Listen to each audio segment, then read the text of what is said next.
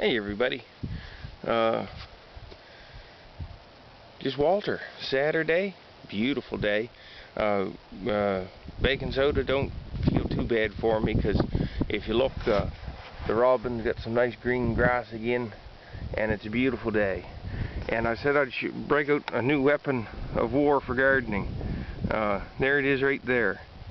I hope you weren't up all night thinking about it. Because it ain't all that grand, but I do love our gardening channels. I got that idea off of the Allotment Diary, in case anybody ever wants to see a good allotment channel. He's oh, where's he from? Somewhere up on the east coast of England. East coast? Yeah, east coast of England. Kind of similar growing areas and us. They have a little longer growing season than we do, but they deal with a lot of wind and a lot of rain. So a lot of his ideas will work here. And I love it where other people have an idea, try 3 or 4 versions that all go to, well, basically hell in a handbasket, and then they come up with one they really like. And then they show us what they really like and why it works and why the other ones didn't. And then so you don't have to spend a whole lot of time wasting your time on 3 or 4 things that don't already work, and you can go straight to the good idea. This here, I put a little handle on it down here so you can lift it up, and it'll just help warm the soil up. I'm going to start some lettuce in here, but all that is 1/2-inch PEX pipe, and I drilled 5/8 holes down alongside the rail, and they fit perfect. And then I put a little screw in the side of them to hold them down in nice and tight.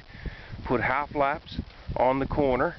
I drilled and bolted the corners just because I'm like that. I like bolts and corners instead of screws, but whichever one will work just fine. It's nice and light. You can pick it up, you can carry it around wherever you want. If you're weeding, like you say, just lift it up, weed underneath it, harvest, set it back down. I made it out of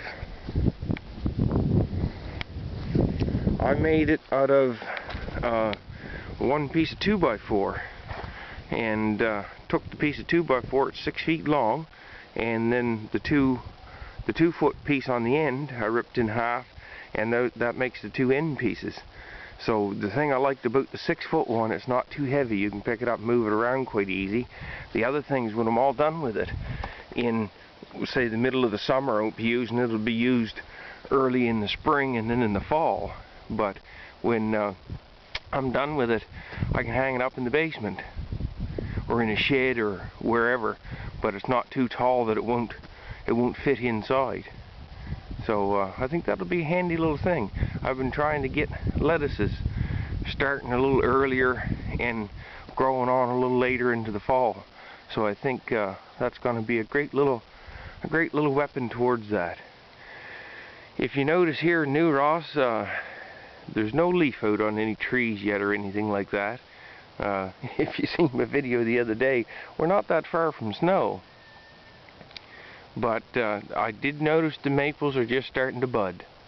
The red buds are coming out on the maples, so in a few weeks, it won't be too long.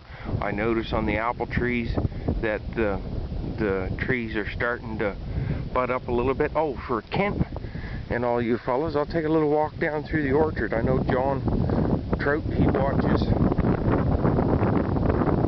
the channel some, but the apple trees are just starting to look like little apple trees. I don't know, I might get a few blossoms this year, but I'm not expecting a whole lot of anything. But if you notice, oh, sorry about the wind. That's one of the worst things down here, is I have a very few days without wind. Now if you notice my proper pruning techniques, it's not recommended to go around and nip the ends off of all your trees. But if you noticed, if you see this one, that wasn't me. There was a four-legged little furry creature that went around and mowed all the tips off my trees.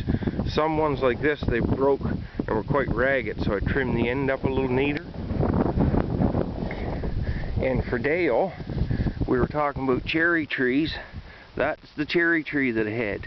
Now that may be a hair bit deeper than what you want, but it had a lower limb onto it that I laid out in the ground and I set a rock on. If you can see it, the lower limb is right there, and I thought I'd let that grow away for a year, and I might be able to trim it off the side of the plant and start a second plant.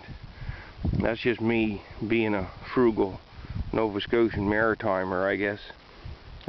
So hopefully for the cost of one of these little cherry trees, I'll be able to start two, and they'll only be a year behind one another. I think two is better for pollination. Yeah, before I get too winded, I'm going to just take a quick pan. Sorry about the wind, but I'll take a quick pan of the orchard, and it is actually starting to look like a little orchard. I'm impressed.